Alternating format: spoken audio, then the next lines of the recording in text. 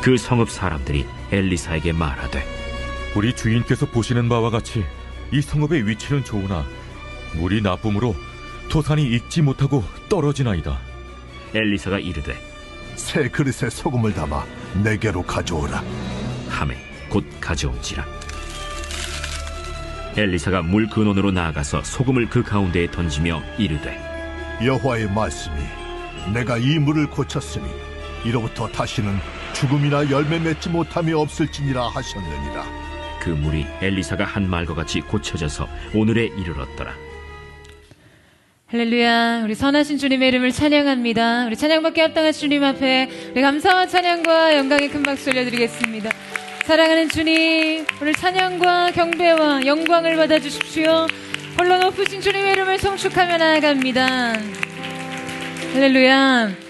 우리 하나님의 귀한 은혜 가운데 한 몸 이룬 포도처치 성도들을 향해서 우리 따뜻한 사랑과 격려의 박수를 보내겠습니다.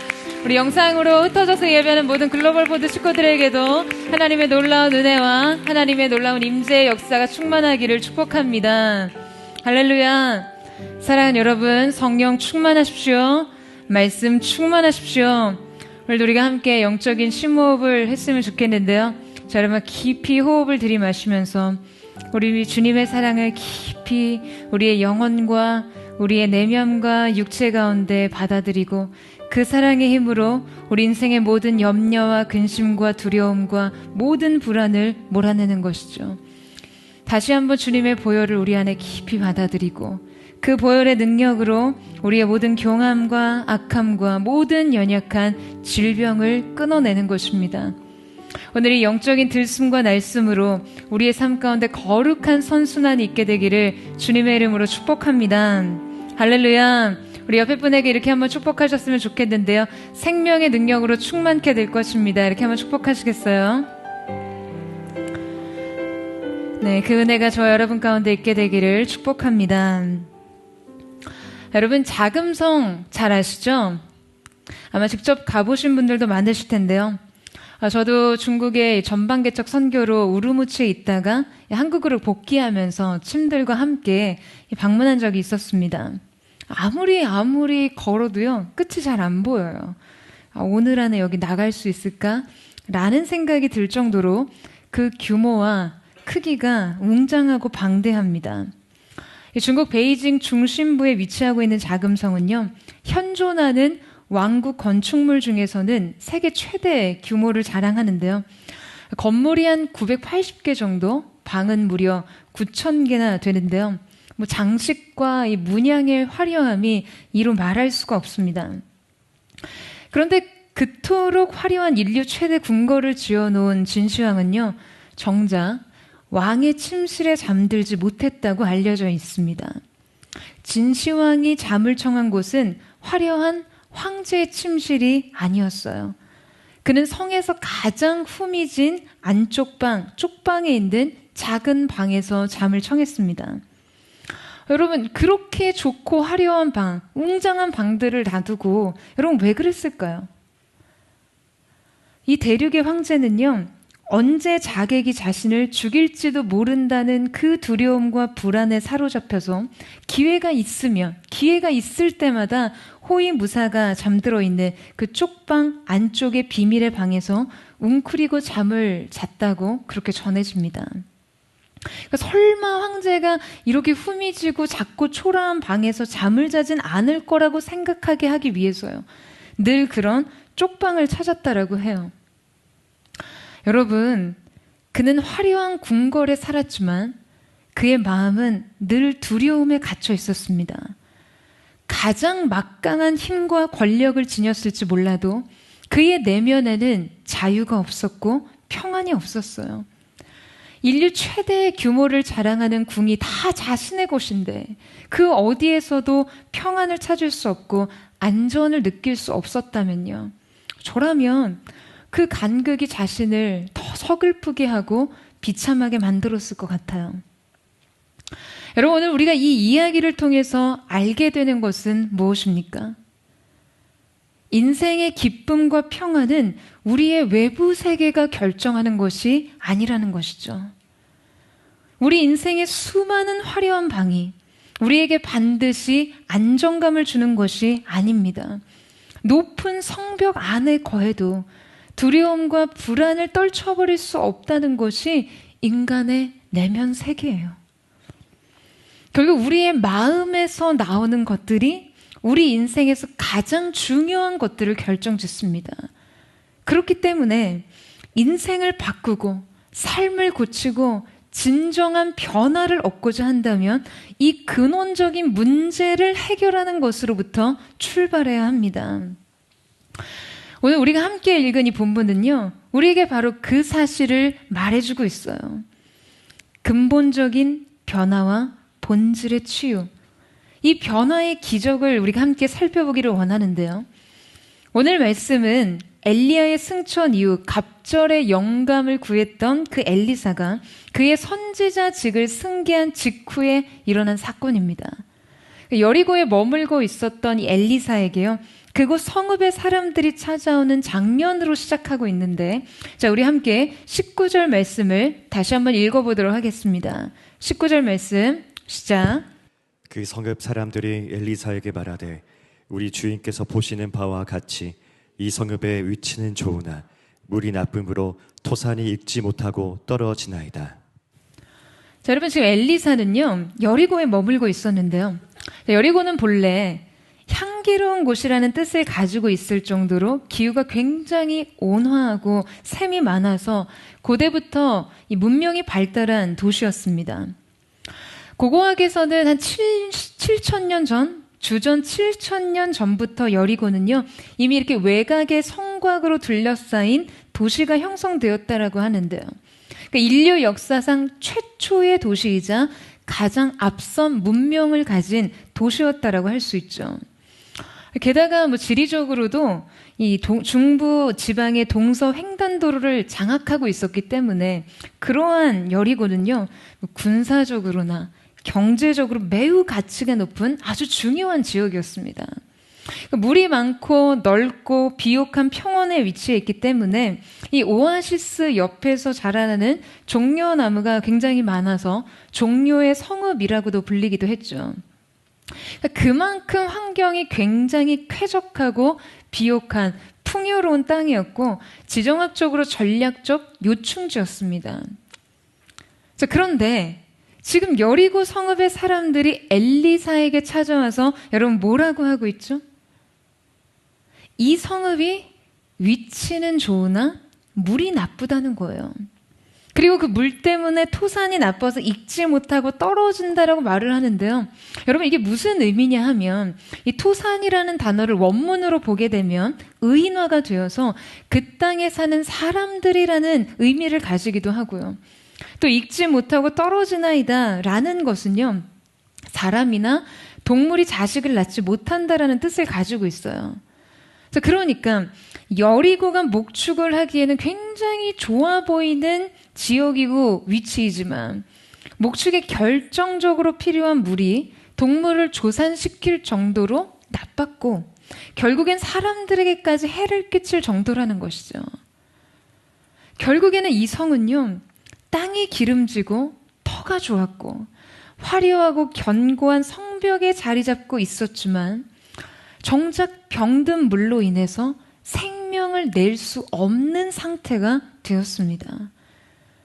그 성의 샘의 근원이 병들고 죽은 물을 내어서요, 열매가 익기도 전에 떨어지고 짐승들이 조산을 하고 여인들도 불임이 되거나 유산을 했다는 거예요.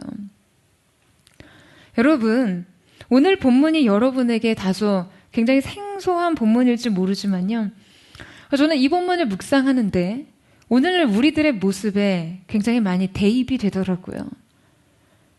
인생의 외적인 조건은 화려하고 무언가 제대로 잘 갖추고 사는 것 같아 보이지만 정작 참된 생명의 능력을 잃어버린 사람들, 토산이 나빠서 수많은 열매들이 채 익지도 못하고 떨어지듯이 인생의 창조적 생산력을 잃어버리고 결실을 보는 일에 실패한 사람들, 많은 것을 가졌음에도 인생의 참된 기쁨을 거두지 못하는 사람들, 이제 정말 열매를 거둘 때가 됐는데, 이제 그 생명의 기쁨을 누릴 때가 됐는데, 이제 이 창조력의 결과물을 볼 때가 됐는데 익기 전에 떨어집니다. 여러분, 이 인생의 터가 여리고예요. 우리가 바로 여리고입니다. 여러분, 이 본문이요, 당시 고대사회의 어떤 생활환경과 생산성과 삶의 터전의 문제와 직결되어 있는 그 문제로 드러나고 있지만, 이 말씀을 현 시대 상황과 우리 자신의 삶에 적용시켜 본다면 지금 이 병든 샘군, 여러분, 이 병든 샘은요, 과연 우리의 삶에 어디에 해당하고 있는 것일까요? 여러분, 이곳은 바로 마음의 문제입니다. 잠언에 보면 무릇 지킬 만한 것보다 더욱 내 마음을 지키라, 생명의 근원이 이에서 남이라라고 말씀하셨어요. 여러분, 아멘이세요? 우리의 인생에서 생명을 내는 일은요, 마음과 직결된 것입니다. 여러분, 우리는 대부분 우리 자신의 외적이고 공적인 생활을 굉장히 잘 관리하는 법을 배우고 성장했어요. 일과 인간관계, 시간과 물질의 관계, 우리가 속한 조직의 체계, 우리의 이 공적인 세계는 우리에게 끊임없이 시간과 충성, 물질과 에너지를 요구합니다. 그러니까 이 세계는요, 너무나 가시적이고 또한 현실적이기 때문에 우리가 그 요구를 거절하기란 쉽지 않아요. 언제나 우리의 행동을 직접적으로 요구하는 것들이니까요. 그러나 여러분, 결국 이 모든 것에서 결정적으로 생명을 내는 일은요, 영혼의 역할이에요. 마음이 하는 일이에요. 그런데 이 끝없는 마음의 문제는요, 굉장히 쉽게 외면당합니다. 방치되기 일쑤예요.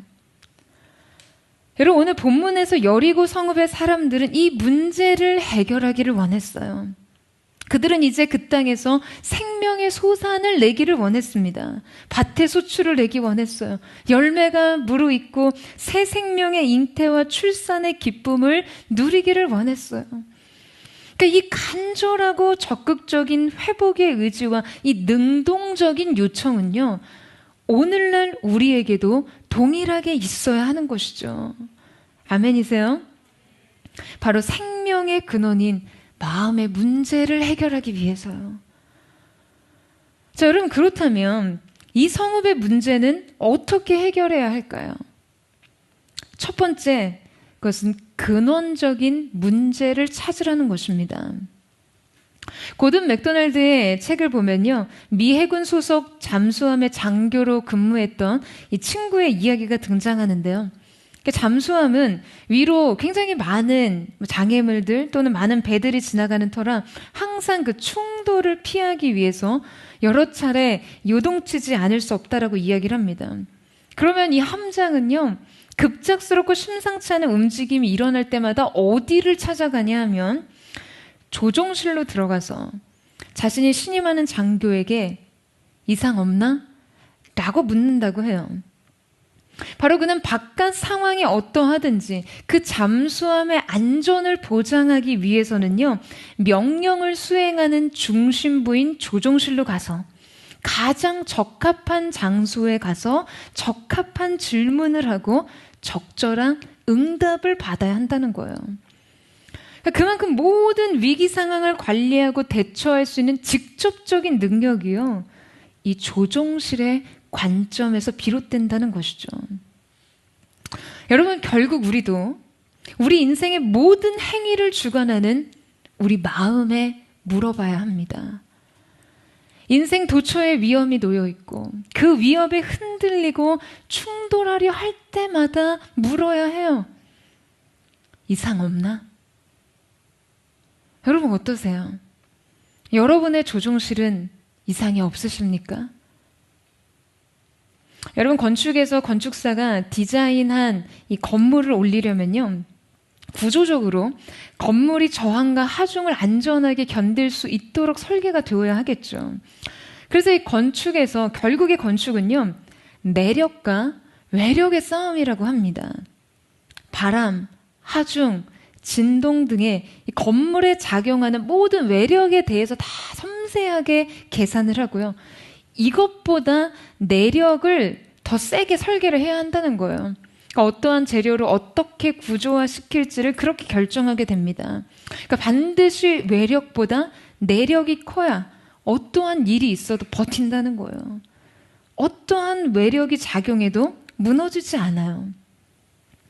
예전에 이렇게 방영했던 어떤 드라마 극중 주인공이요, 이런 건물 건축 구조사였던 것 같아요. 바로 이렇게 건축 구조를 설계하는 사람이었는데요, 그가 이제 드라마에서 그런 말을 하더라고요. 결국 우리의 인생도 내력과 외력의 싸움이라고요.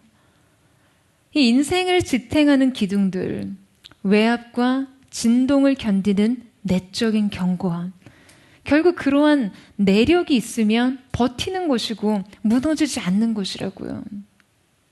그런데 우리의 인생이 너무나 작은 파장에도 흔들리고 너무나 사소한 외력에도 무너집니다. 여러분, 왜 우리의 마음은 이토록 인생의 외력을 건디는 일에 이렇게 약해진 것일까요?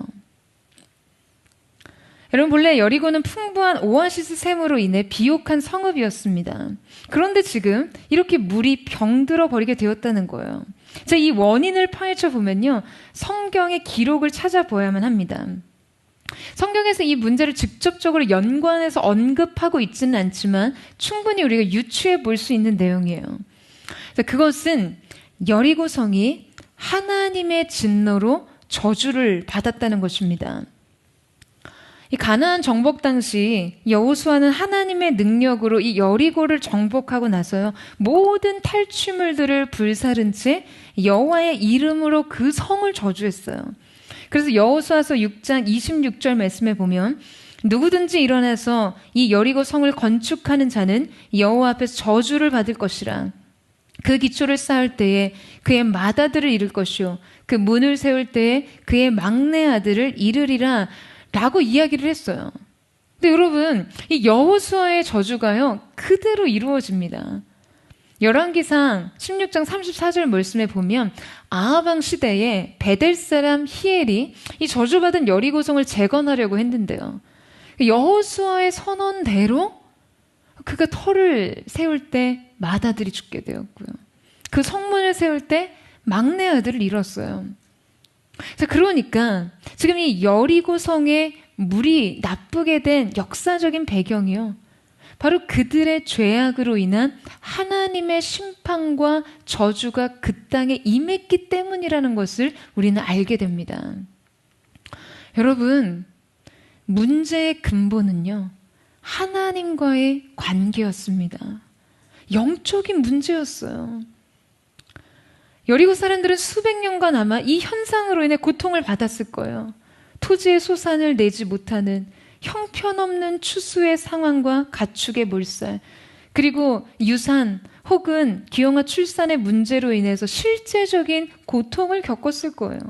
그러니까 이러한 상황들, 이런 현상들이 일반화되면서 여리고 사람들은 다방면으로 문제 해결을 위해 이런 방법들을 모색을 했겠죠. 토지를 개선하거나 종자 개발을 하려고 하거나 가축의 죽음을 방지하기 위한 다른 어떤 치료 방법들을 모색하거나 방법을 찾는 그런 문제 해결을 해왔을 거예요. 그러나 여러분, 정작 무엇이 문제였습니까? 원인이요, 그 땅에 묶인 영적인 문제 때문이었어요. 여러분, 이것을 영적으로 풀지 못하면 그 어떤 농법의 개발과 과학적, 의학적 해결 방법을 동원한다고 해서 달라질 수 있는 문제가 아니었던 거예요. 이 문제는 땅에 속한 것이 아니었습니다. 하늘에서 풀어야 하는 것이었어요. 사랑하는 여러분, 우리의 마음의 문제도 마찬가지입니다. 제가 지금 모든 심리적인 질병의 문제가 죄의 문제라고, 영적인 문제라고 말하는 것은 아니에요. 우울과 공황의 심리적인 질환이 죄의 결과라는 것을 의미하는 것이 아니에요. 우리 인생 속에 아무리 수고해도 거두는 것이 없는 인생도 여러분 죄 때문입니까? 아니에요. 다만 우리의 외적인 조건이 아무리 화려해도 영적, 정서적 불임의 고통에 빠지거나 정작 수학의 기쁨을 누리지 못하거나 우리의 수많은 과업에 있어서 창작의 불모지에서 허덕이는 그 문제는요, 단순히 형상적이고 피상적인 문제 해결만으로는 해결이 불가능하다는 것입니다. 사랑하는 여러분, 유일한 솔루션은 오직 주님께 있습니다. 여러분, 이 사실을 믿으세요? 주님이 그 땅의 저주를 축복으로 바꾸시고 그 땅의 죽음을 생명으로 바꾸시고 그 땅의 황폐함을 비옥하게 하시는 것 외에는 답이 없다는 것이죠.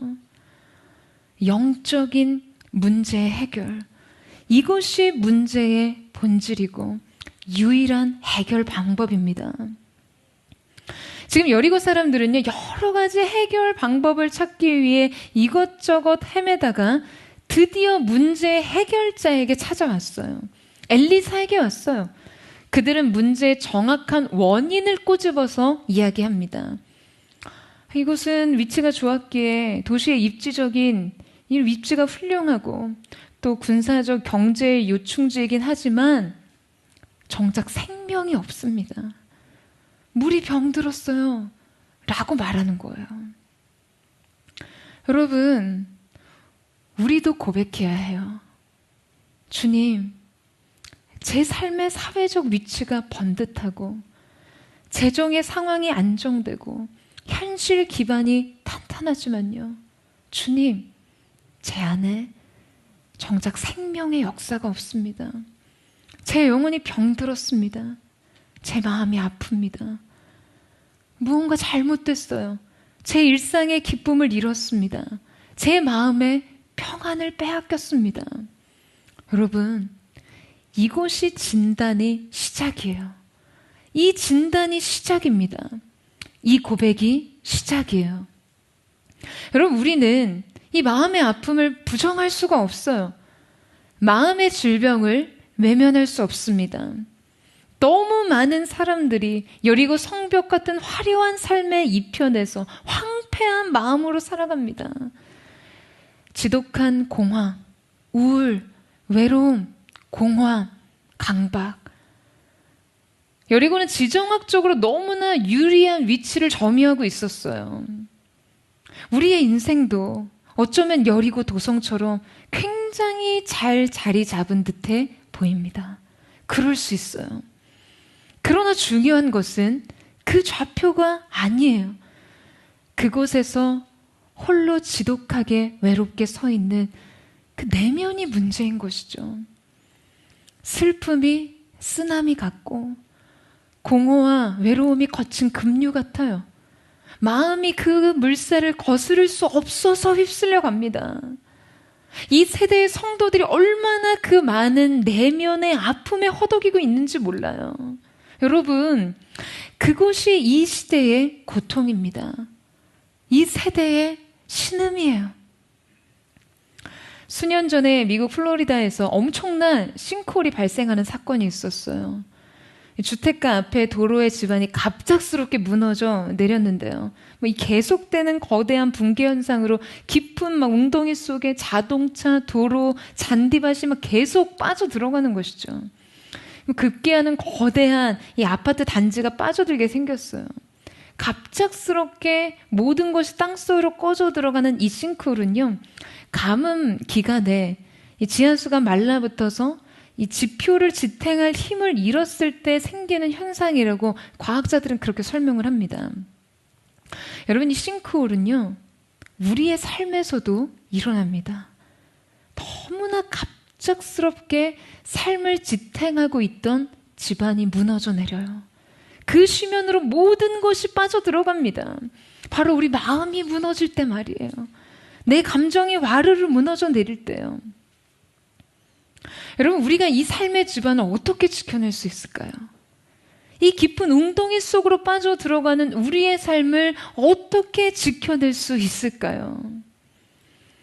사랑하는 여러분, 이 우리의 인생의 근본을 변화시키고 우리의 존재적인 문제를 회복시킬 수 있는 분께로 가야 하는 것입니다. 여러분, 이 사실을 믿으세요? 바로 회복의 시작, 치유의 시작이 주님 앞에 달려나와 자신의 마음을 내어놓는 이곳에서부터 열려지게 된다는 것이죠. 여러분, 오늘 여리고 성읍의 사람들은요, 이 문제를 하나님의 사람 엘리사에게 가지고 왔어요. 여러분, 왜 그렇습니까? 그 수많은 전문가들을 놔두고요. 오직 이 문제를 해결할 수 있는 사람은 하나님의 선지자, 오직 하나님의 음성을 듣는 자를 통해 일어난다고 믿었기 때문인 것이에요. 여러분, 오늘 우리도 우리의 인생의 근본적인 문제를 주님께 가져갈 수 있기를 사모합니다. 그분께 구하고 그분으로부터 들으며 그분으로 인해 다시 살게 되는 그 거룩한 역사가 여러분 가운데 있게 되기를 주님의 이름으로 축원합니다. 오늘의 예배를 통해서 여러분의 인생에 다시 시작된 생명의 역사를 경험하게 되는 거룩한 은혜가 있게 되기를 주님의 이름으로 축복합니다. 자, 그렇다면 하나님의 사람 엘리사는 여러분 이 성읍의 문제를 어떻게 해결할까요? 이 생명의 근원을 어떻게 되살립니까? 두 번째, 그것은 바로 새 그릇을 가져오라는 것입니다. 우리 20절 말씀을 같이 한번 읽어보겠습니다. 20절 말씀 시작. 엘리사가 이르되 새 그릇에 소금을 담아 내게로 가져오라 하매 곧 가져온지라. 자, 엘리사가 지금 이들에게 요구한 것은요, 첫째로 새 그릇이었습니다. 새 그릇은요, 1차적으로 전혀 손상되지 않은 완전한 상태를 의미하고 동시에 다른 부정적인 요소의 영향을 받지 않은 거룩한 상태를 의미합니다. 여러분, 하나님께서는 하나님의 역사를 이루실 때 영적인 원리를 따라 하세요. 이 안에는 언제나 영적인 공식이 있습니다. 하나님께서 우리 가운데 하나님의 역사, 어떤 일을 행하시기 전에 믿음을 요구하세요. 우리의 삶의 근본적인 문제를 다루시기 전에, 우리의 마음을 고치시기 전에 새 믿음을 요구하십니다. 그 믿음은요, 주님께 새 것을 가지고 나오는 믿음이에요. 여러분, 우리는 새 그릇을 가지고 오늘 주님께로 가야만 합니다. 오늘 우리의 정체성은 우리가 지난 과거의 기억의 총합이에요. 그래서 많은 사람들이 주님 앞에 나올 때 이곳 그대로를 버리려고 하지 않습니다. 하나님, 제가 이제껏 이렇게 살았는데, 제가 이 모양 이 꼴인데. 여러분, 이렇게 나오는 것은요, 단지 이 모습 이대로를 받아달라는 그런 의미가 아니에요. 아무것도 달라진 것이 없고 달라질 것이 없고 바뀔 수 없다는 절망을 포함해서 하나님 앞에 오는 것이죠. 여러분, 주님은 그분의 임재 앞에서 언제나 우리에게 새로운 피조물을 말씀하시는데요. 우리는 과거와의 단절, 기억과의 단절을 거부해요. 여러분, 오늘 엘리사는 여리고 성읍의 사람들에게 새 그릇을 가지고 나오라고 말했어요. 소금을 담은 새 그릇. 여러분, 그저 오늘 주님 앞에 그 새 그릇을 가지고 나오세요. 새 마음을 주님께 드리세요. 교회 사역에서도 이 기억과 마음의 치료가요, 심리학적인 방법론에 많이 의존해 있을 때가 있어요. 우리의 기억으로 되돌아가서 엉킨 실타래를 풀러내듯이 그 한 올 한 올 아픔을 끄집어냅니다. 과거에 나 자신으로 되돌아가서 모든 경험을 다뤄주려고 해요. 여러분, 하지만 저는 그럴 필요가 없다고 생각해요. 여러분, 하나님께서는 심리치료사가 아니세요. 하나님은 창조의 주인이십니다. 여러분, 아멘이세요? 하나님께서는 말씀으로 천지를 창조하시고 죽음에서 생명을 일으키시는 분이세요. 우리의 시작은요, 언제나 지금 여기에서부터입니다. 과거의 아픈 기억의 단절은 인생의 시간표를 거꾸로 되돌릴 필요가 없는 것이에요. 바로 지금 여기에서 주님이 우리를 만나주시고, 바로 지금 여기에서 우리가 하나님의 나라, 그분의 천국을 경험하면요, 우리의 정체성은 새롭게 다시 써지고 우리의 미래는 새롭게 열리는 것입니다. 여러분, 이 사실을 믿으세요? 그것이 바로 새 창조의 역사이고 그것이 바로 말씀의 능력인 것이에요. 사랑하는 여러분, 저는 포드처치 모든 성도들이 우리 주님 앞에 새 그릇을 드릴 믿음의 능력이 있게 되기를 주님의 이름으로 축원합니다. 바로 그때 우리의 옛 자아의 단절이 일어나고요, 우리의 미래에 새 소망을 얻을 수 있게 되는 것이죠. 여러분, 주님 앞에요, 새로운 마음으로 나아가세요. 새 마음을 들으십시오. 오늘 그 은혜가 여러분 가운데 있게 되기를 주님의 이름으로 축원합니다. 이제 마지막으로, 여러분, 엘리사는 이 성읍의 문제를 어떻게 해결할까요? 생명의 근원을 어떻게 되살립니까? 바로 세 번째, 삶의 중심에 말씀을 던지라는 것입니다. 엘리사가 문제 해결을 위해 찾아온 성읍 사람들에게 여러분 무엇을 가져오라고 하죠? 새 그릇에 소금을 담아오라고 합니다. 여러분, 이 소금의 특징은 무엇일까요? 소금은요, 이 부패를 방지하고 맛을 내는 역할을 하죠. 또한 소금의 가장 중요한 특징 중에 하나가 변함이 없다는 거예요.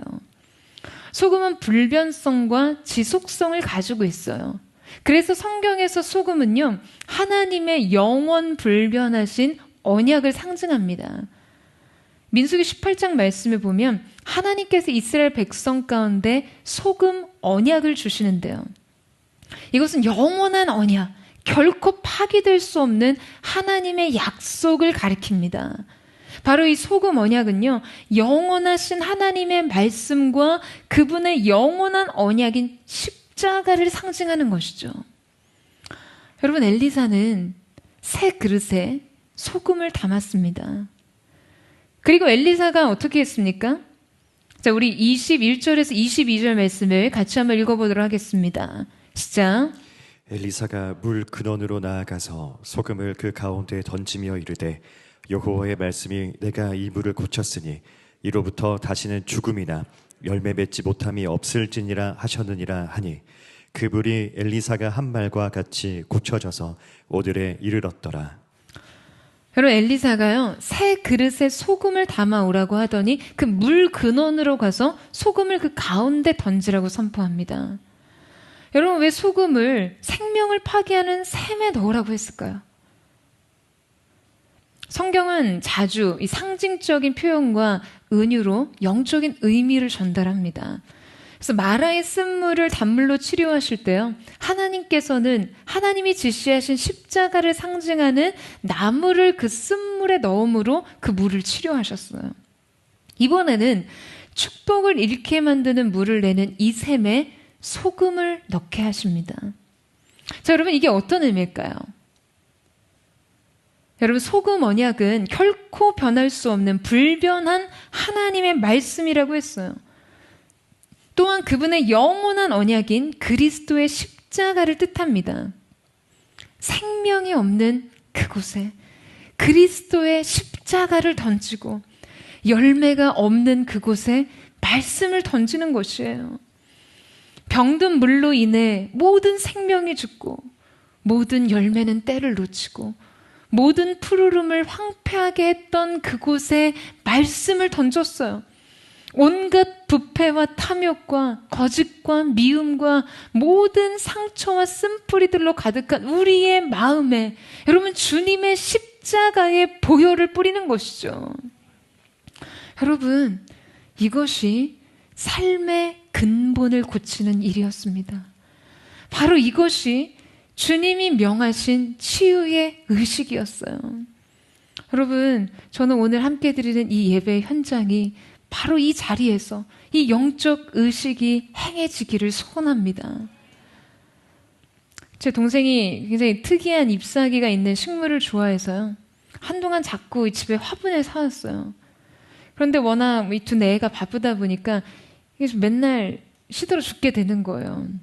어느 날 동생이 새 화분을 집에 들여오니까 저희 큰 조카가 하는 말이 엄마, 그것도 죽이려고 사왔어? 라고 그러다는 거예요. 그러니까 엄마가 마치 이 식물을 기르는 행위가 그것을 죽이는 게 목적인 것처럼 보였다는 게 여러분 너무 웃기잖아요. 식물을 기르는 게 식물을 고문하는 거예요. 항상 식물을 기르는 것에 실패해서 이제 더 이상 화분을 두지 말자 하다가 최근에 또 2가지 식물을 또 들여왔어요. 그런데 결국 이 경건한 의식처럼요, 식물에 물을 주면서 항상 참회의 시간을 갖는다고 하더라고요. 그 물을 줄 때마다 이 말을 마음에 반복한대요. 물을 주지 않으면 자라지 않는다. 물을 주지 않으면 자라지 않는다.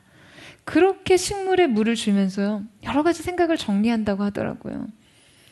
우리 삶에 물을 주지 않으면 결코 자라지 않는 것들. 이 성실한 행위가 없이 생명이 지속될 수 없다는 원리를 되새기면서 나는 또 무엇에 물을 줘야 하나? 무엇을 성실하게 반복해야 하나? 짧은 시간에 여러 가지 일들을 정리한다고 합니다. 여러분, 푸른 잎사귀에 물을 주지 않으면 자라지 않듯이요. 생명의 원리를 따라야 죽음을 거스를 수 있어요. 죽음과 저주에 묶인 삶의 근원이 생명을 낼 수 없는 병든 물이 여러분 어떻게 새로워질 수 있습니까? 소금을 던져야 사는 것이죠.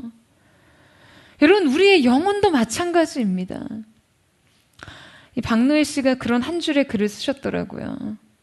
마음이 서면 다시 일어설 수 있는 것이 인간이다 라고요. 여러분, 우리가 마음을 세우기 위해서는요, 우리 마음에 말씀을 던지지 않고서는, 우리의 마음에 보혈을 뿌리지 않고서는, 우리의 삶의 중심에 십자가를 세우지 않고서는 결코 살 수 없습니다.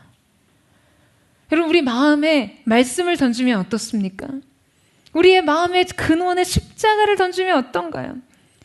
이 십자가의 능력은 영원한 생명의 능력입니다. 여러분, 아멘이세요?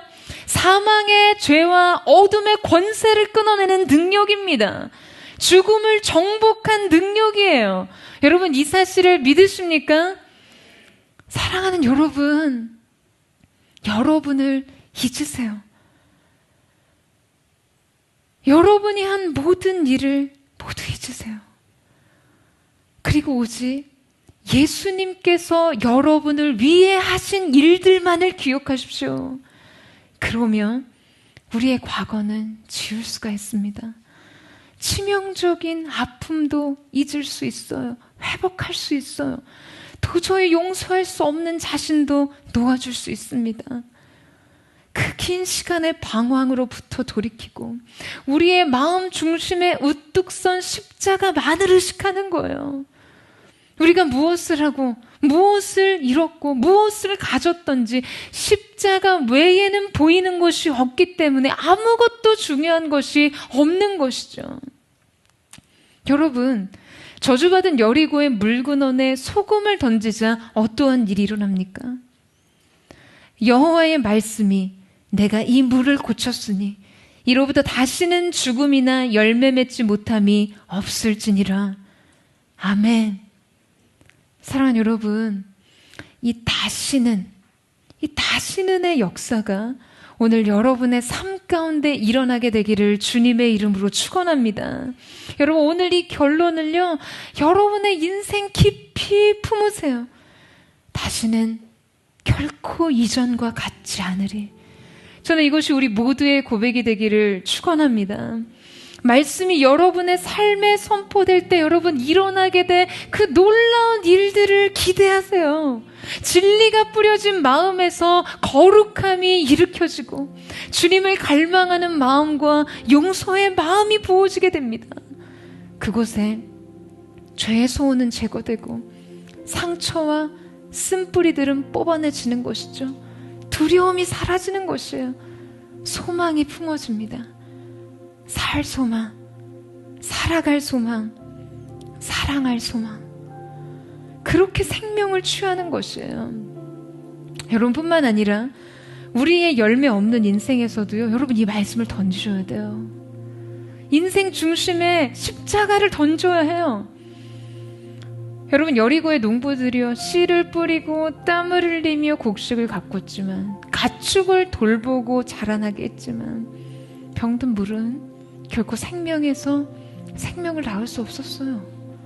아무리 수고해도, 아무리 노력해도 열매를 거두지 못하는 삶도 이와 같습니다. 결정적인 순간에 인생의 결실이 땅에 떨어져요. 추수의 때가 다 차기 전에 과실이 쏟아져 내려요. 덜 익은 열매들, 인생에 쓰고 떫은 것들, 결국 버려지고 말 것들. 여러분, 여러분의 모든 결실에 이 생명의 능력이 필요합니다. 우리의 삶의 창조적 과업도 마찬가지입니다. 우리는요, 우리에게 맡겨진 모든 생산적인 능력에 날마다 한계를 느껴요. 창조력의 고갈을 느껴요. 창작의 고통을 느낍니다. 여러분, 제가 처음 설교자로 세워지고 나서요, 정말 앞이 깜깜하더라고요. 내가 정말 평생 어떻게 설교를 하고 살지? 아니, 어떻게 매주 새로운 묵상과 통찰을 이어가고 어떻게 매주 설교 원고를 작성하지? 매주 설교문을 쓸 때마다요, 한 번도 이 진통을 느껴보지 않은 주가 없어요. 여러분, 우리는 너무나 자주 자기 자신으로부터 더 이상 새로운 것이 나올 수 없다는 심한 자괴감과 무기력감에 시달리며 살아갑니다. 여러분, 그 모든 일에 말씀이 필요해요. 그 모든 일에 십자가를 던지세요. 주님이 우리로 하여금 생명을 낳게 하시기를, 그 십자가가 우리에게 날마다 창조적 능력을 부으시기를, 그 생명의 역사가 저는 오늘 이 시간 이 자리에 계신 여러분의 모든 삶 가운데 일어나게 되기를 주님의 이름으로 축원합니다. 오늘 이 예배의 시작을 통해 여러분의 인생 속에 고통의 쓴물을 내었던 그 근원에 주님의 십자가, 주님의 말씀이 던져짐으로 생명의 능력, 기쁨이 샘솟는 인생의 새로운 샘을 발견하게 되는 거룩한 은혜의 역사가 저와 여러분 가운데 있게 되기를 주님의 이름으로 축원합니다. 우리 이 시간 함께 찬양하며 기도하며 나아갔으면 좋겠습니다. 사랑하는 주님, 주님, 오늘 이 여리고의 모습 속에서 우리는 우리 자신의 모습을 또한 봅니다. 외적으로 화려한 입지 조건을 갖추고 인생의 성공적인 위치를 점유하였을지는 모르지만 때때로 우리의 인생 속에서 평안을 누릴 수 없고 주님이 주시는 기쁨과 주님이 주시는 소망을 누릴 수 없는 고통의 근원인 마음의 문제를 짊어지고 살아가는 하나님의 사람들이 있습니다. 오늘 이 시간 우리가 주님 앞에 나와 그 근원적인 문제의 치료자 되시는 주님께 우리의 인생을 의탁하며 나아갈 때 새롭게 하시고 고치시고 변화시키시는 주님의 놀라우신 은혜를 누릴 수 있도록 역사하여 주시옵소서. 마음이 상한 자를 고치시는 주님, 하늘의 아버지 날 주관하소서. 주의 길로 인도하사 자유케 하소서. 새 일을 행하사 붙게 하소서. 그의 줄이고 목이 마르니 성령의 길을 부으소서. 그의 줄이고 목이 마르니 내 잔을 채워주소서. 성령으로 채우사 성령으로 채우사 주보게 하소서. 주의 임재 속에 은혜 알게 하소서. 주 뜻대로 살아가리 세상 끝날 때까지. 나를 빚으시고 새날 열어주소서. 그의 줄이고 목이 마르니 성령의 길을 부으소서. 그의 줄이고 목이 마르니 내 잔을 채워주소서. 그의 줄이고 목이 마르니 성령의 길을 부으소서. 그의 줄이고 목이 마르니 내 잔을 우리 거룩한 손을 높이 들고 주님 앞에 고백합니다. 그의 줄이고 주님 우리 인생 가운데 찾아오셔서 우리의 삶의 목마름을 해결하시고 인생의 모든 고통을 소멸케 하시며 그 주님의 은혜를 누리게 하여 주시옵소서. 그의 줄이고 목이 마르니 내 잔을 채워주소서. 사랑하는 여러분, 오늘 이 시간 여러분의 인생의 근원적인 문제는 무엇입니까? 다른 사람이 보았을 때 위치가 좋으나 물이 나쁜 그 이유요. 여러분의 인생 속에 획득한 여러분이 소유한 많은 것들, 여러분이 누리고 있는 것들은 분명해 보이지만 근원적으로 여러분이 느끼고 있는 여러분의 인생의 고통은 무엇입니까? 그 허기는 무엇입니까? 오늘 이 시간 주님의 말씀의 능력, 주님의 놀라우신 은혜가 이 가운데 있음을 예수님의 이름으로 선포합니다. 사랑하는 여러분, 주님께 가세요. 주님께 가세요. 오늘 여러분의 인생의 눈물을 닦아주실 수 있는 분께로 가십시오. 인생의 고통의 근원을 소멸케 하실 수 있는 우리의 창조의 주인에게로 가세요. 여러분, 그분은 여러분을 잘 알고 계세요. 새 마음을 드리세요. 새 것을 드리세요. 그동안 여러분의 삶이 무엇을 설명하든, 여러분이 느끼고 있었던 인생의 고통과 공황과 우울과 인생의 좌절이 무엇이든 하나님은 오늘 여러분의 인생을 향해 명하십니다. 보라, 이전 것은 지나갔을 때 새 것이 될 것이다. 여러분, 이 음성을 여러분의 인생 속에 던지실 수 있는 분께로 가세요. 그분께로 가세요. 여러분을 아시는 그분께로 가세요. 주님, 오늘 나의 인생의 문제, 내 인생의 고통, 나의 인생의 쓴물을 내는 내 마음의 문제를 아시는 주님께 내가 정직하고 진실한 마음으로 나의 삶을 고백하며 나아가오니 오늘 내게 임하여 주시옵소서. 나를 새롭게 하여 주시옵소서. 그 마음 고백하며 주여 한번 머리 짚고 기도하겠습니다. 주여, 주님 아시죠? 주님은 알고 계십니다. 누구도 알 수 없는 우리의 인생의 내면 속에, 우리의 내면 속에 무너지는 감정, 때로 우리의 내면 속에 하나님 우리가 붙들고 지켜왔던 모든 것들이 아무런 의미 없이 무너져 내리는 그 인생의 고통을 주님은 알고 계십니다. 오늘 하나님의 사람들의 인생 속에 우리 주님께서 찾아가셔서 모든 고통의 생명을 명하여 오늘 주님이 사일을 하시며 우리 모두가 볼 수 있도록 역사하여 주십시오. 주님 우리를 붙들어 주십시오. 주님 우리를 솟게 하여 주십시오. 우리의 인생의 근원이 주님 다시금 생명과 소망, 기쁨의 문을 알 수 있는 그 은혜가 나타날 수 있도록 역사하여 주시옵소서. 아멘.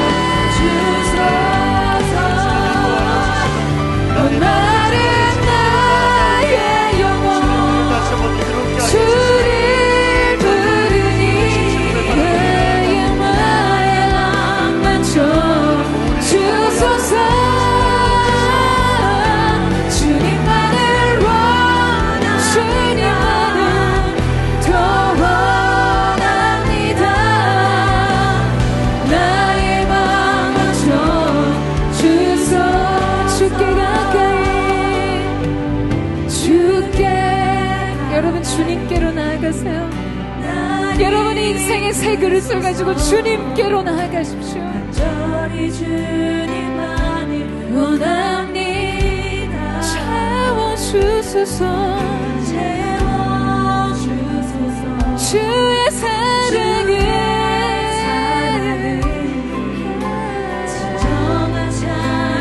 다시 한번 고백하며 나아갑니다. 주께 가까이 날 이끄소서.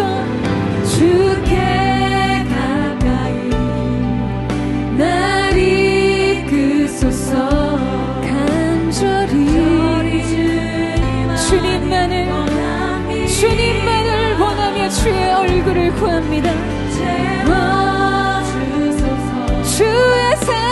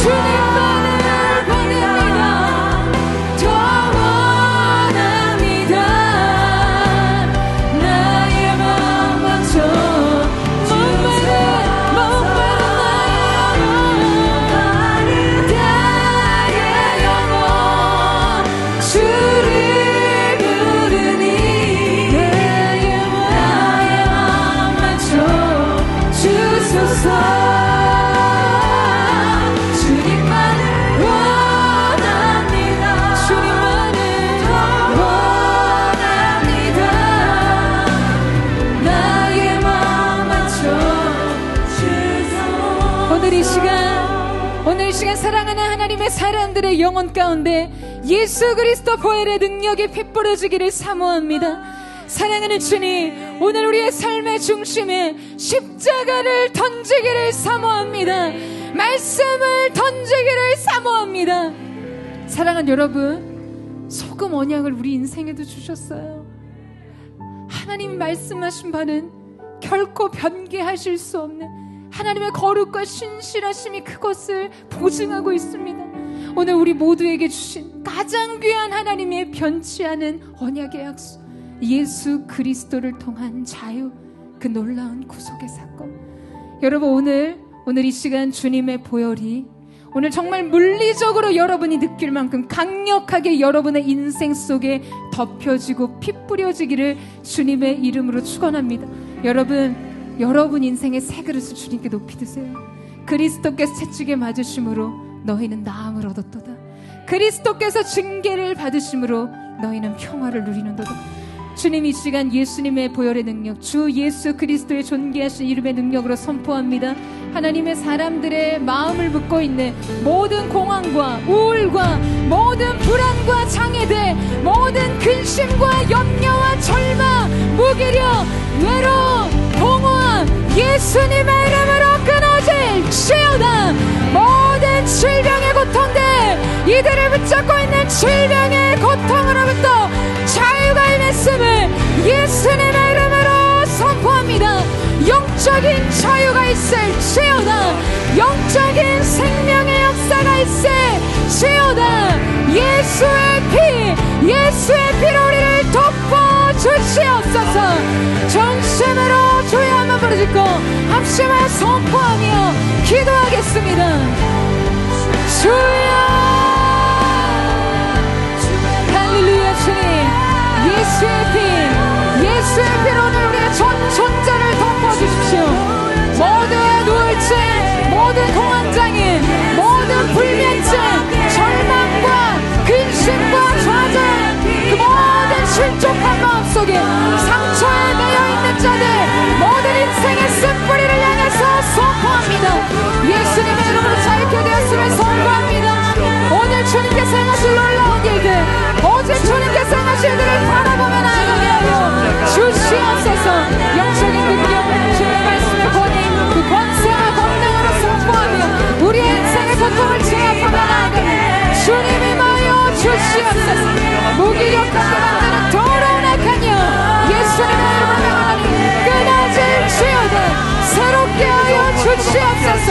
자유가 있을지어다. 영적인 자유, 음란과 정욕에서 깨어진 자유, 하나님 인생의 근심과 걱정에서 풀어진 자유, 불안한 단이 되어라. 생명의 상권이 오늘 이 가운데 있음을 예수님의 이름으로 선포하며 나아갑니다. 새롭게 하여 주시옵소서. 아멘.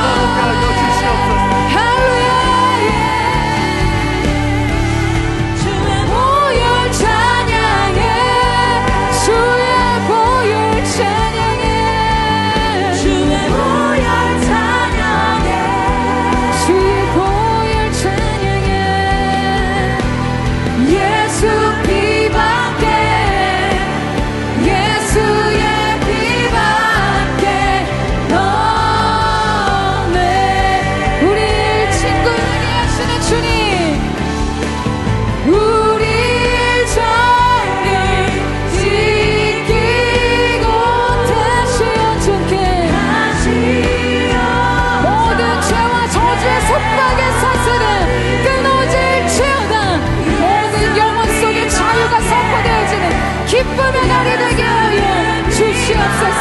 모든 영적 전쟁 가운데 승리를 선포한 주님의 보혈을 선포하며 나아갑니다. 아멘. 우리를 정결케 하여 친구 되게 하시는 예수 피밖에, 예수의 피밖에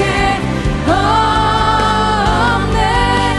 주의 보혈 찬양해, 주의 보혈 찬양해, 주의 보혈 찬양해, 주의 보혈 찬양해.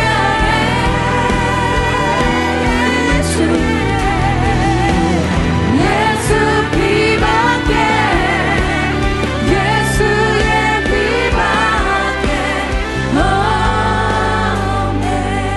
여러분, 오늘 예수 그리스도 보혈의 능력을 믿으십니까? 여러분, 이 피의 능력을 믿으세요? 주님이 흘리신 보혈의 능력, 그 십자가의 대속의 사랑이 우리의 영원히 받을 형벌을 면케 하셨습니다. 그 놀라운 사랑을 믿으세요? 여러분, 한 가지 도전합니다. 오늘 여러분을 무기력하게 하는 문제는 무엇입니까? 오늘 주님의 보혈이 선포되어지는 이 자리에서 여전히 여러분의 인생의 고통의 근원의 자리를 펴고 하나님을 기대하지 않게 하는 문제는 무엇입니까? 이것이 나라고 믿게 만드는 것은 무엇입니까? 이 시간 예수님의 이름으로 선포하오니 모든 어둠의 권세의 속박과 결박이 예수님의 이름으로 끊어질지어다. 여러분, 우울이 여러분 자신이 아니에요. 공황이 여러분 자신이 아닙니다. 강박과 인생의 연약한 질병이 여러분의 인생의 모든 설명이 아닙니다. 오늘 주님께서 여러분의 인생을 새롭게 쓰실 거예요. 오늘 여러분의 인생을 새롭게 쓰실 줄로 믿습니다. 여러분, 이 사실을 믿으세요? 우리 한 번 더 기도하며 나아갈 때, 사랑하는 주님, 오늘 이렇게 기도했는데 내일 달라진 게 없으면 어떡할까요? 라는 의심의 질문들. 여러분, 예수님께서 죽은 나사로, 죽은 지 3일이 돼서 냄새나기 시작한 나사로를 살리실 때 주님의 말씀이 그의 육체와 영혼에 가 닿기까지 방해하는 한 가지가 있었습니다. 돌 무덤이었어요. 예수님께서 그 사람들에게 그 무덤에 돌 무덤을 치우라고 말씀하셨습니다. 의심의 돌 무덤. 여러분, 오늘이 아니면 내일 하나님의 새 은혜로 자유를 얻으면 되는 거예요. 매일 새롭게 주님의 자유와 평안으로 옷 입으면 되는 것입니다. 오늘 이 시간 여러분의 인생에 드리워진 의심의 돌무덤을 치우십시오. 주님의 말씀이 여러분의 근원에 닿을 수 있도록 오늘 여러분을 의심하고 모든 여러분의 인생 속에 주님의 말씀이 닿지 못하도록 방해하는 장애물을 치우세요. 전심으로 주님의 말씀을 인생에 받아들입니다. 흡수합니다. 우리의 마음에 품고 나아가오니 역사하여 주십시오. 선포하며 주의 한마음으로 생각 기도하겠습니다. 주여, 확신하며 선포합니다. 오늘 우리의 예배가 이들의 인생의 새로운 구원의 문이 될 것입니다. 주님, 나사로야 나오너라 하신 말씀대로 사랑하는 아들아 나오너라, 사랑하는 딸아 나오너라 말씀하시는 주님의 생명의 말씀을 우리 영혼이 듣게 하여 주시옵소서. 사랑하는 아들아 나오너라, 사랑하는 딸아 나오너라. 그 고통과 죽음과 어두운 깊은 곳에서 생명의 빛 가운데로 나오라. 주님 말씀하시는 주님의 하나님 경험할 수 있도록 역사하여 주옵소서. 기름 부어주십시오. 덮어주십시오. 거친 파도 날 향해 와도 주와 함께 날아오으리. 높은 가운데 나의 영 진정하게 주를 보리라.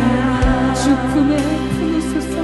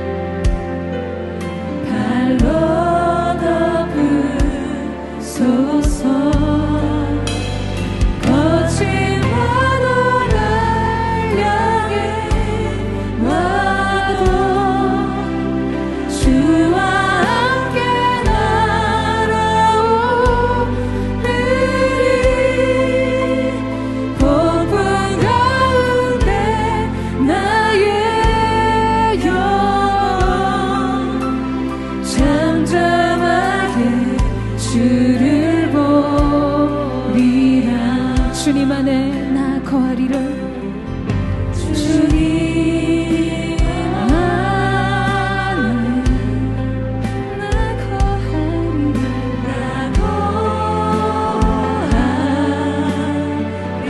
주는요 나 잠잠이며 주는요 나 잠잠이 있네.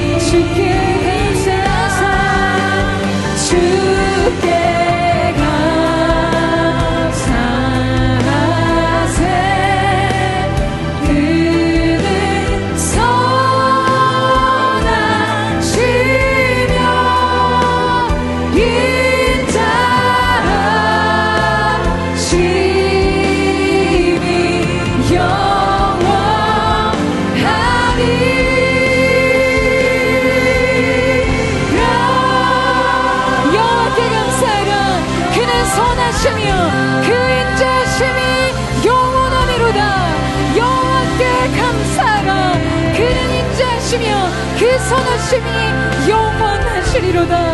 할렐루야, 할렐루야. 사랑하는 여러분, 오늘 십자가의 대속의 죽음이 우리 가운데 참 자유를 주셨음을 예수님의 이름으로 선포합니다. 여러분, 이유가 무엇일까를 대뇌하지 마세요. 여러분이 하나님 앞에 여러분의 인생에 짊어진 어떤 다른 행위적 죄의 문제가 아니더라도 인류의 역사 속에 들어온 원죄로 인한 질병의 문제, 죽음의 문제, 인생의 고통의 문제가 시작되었습니다. 우리는 인류 안에 흘러가는 죄의 영향력 아래 있지만 이 모든 어둠의 권세, 죄와 저주의 속박을 끊으신 예수의 십자가가 우리의 중심에 있다면 누구도 그 평안을 빼앗을 수 없음을 예수님의 이름으로 선포합니다. 이 사실을 믿으세요? 제가 마지막으로 선포하겠습니다. 여러분, 아멘으로 화답하세요. 이 아멘으로 화답하는 것이 여러분의 인생에서 사슬의 속박의, 죄와 결박의 속박이 끊어지는 그 어둠이 깨어지는 소리를 듣게 되는 은혜가 있게 되기를 주님의 이름으로 축복합니다. 이 시간 존귀하신 예수님의 이름으로 명하노니 모든 인생의 질병의 고통으로 고통받는 하나님의 사람들이 아버지 안에 모든 치유의 능력이 임했음을 예수님의 이름으로 선포합니다. 모든 우울과 공황과 강박과 불안이 예수님의 십자가의 사랑으로 끊어졌음을 선포합니다. 모든 육신의 정욕과 음란에요 예수님의 이름으로 끊어졌음을 선포합니다. 모든 습관적인 걱정과 염려와 근심, 모든 두려움 예수님의 십자가의 사랑으로 끊어졌음을 선포합니다. 오늘 우리가 날마다 십자가 앞에서 새로운 삶을 얻게 하여 주시옵소서. 십자가, 십자가, 십자가, 십자가.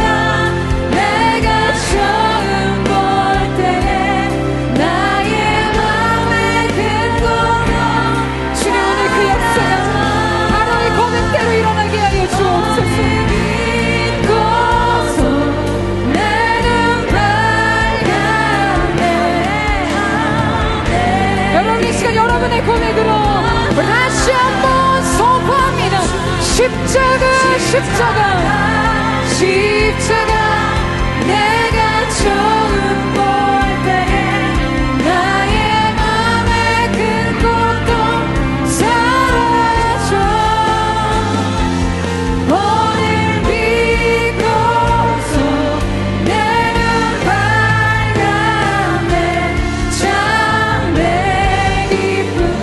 오늘 우리의 인생에 영원한 기쁨을 주신 주님을 찬양합니다. 우리에게 놀라운 일을 하신 주님의 이름을 송축합니다. 자유를 주신 주님의 이름을 찬양합니다. 할렐루야. 행하신 위대하신 이들을 송축합니다. 사랑하는 주님, 주님은 우리의 아빠가 되십니다. 아버지 되시는 주님의 품 안에서 주님의 자녀들이 주님의 말씀이 주시는 회복의 능력, 변화의 능력으로 인생의 평안을 회복하는 시간이 되게 하여 주십시오. 덜 익은 열매가 땅에 떨어지듯 이제 우리의 모든 수고가 결실해야 하는 그때에 땅에 떨어지는 열매를 바라보며 고통했던, 신음했던 하나님의 사람들이 있다면 주님 위로하시고, 수고하고 무거운 짐진 자들아 다 내게로 오라. 내가 너희를 쉬게 하리라. 주님이 주시는 참된 안식과 만족, 그리고 이제 주님께서 이루시는 일들의 합력함으로 인생의 새 결실을 맛보게 되는 아름다운 은혜, 포도처치 모든 성도들의 삶 속에 새로운 생명의 샘이 흘러넘치는 아름다운 기쁨과 자유와 소망과 평안과 안식이 주어지는 거룩한 은혜가 있게 하여 주시옵소서. 그렇게 우리 가운데 세례를 행하신 주님, 선하신 주님, 참 좋으신 주님의 이름을 찬양하며 감사드리며 살아계신 예수님의 이름으로 기도드립니다. 아멘.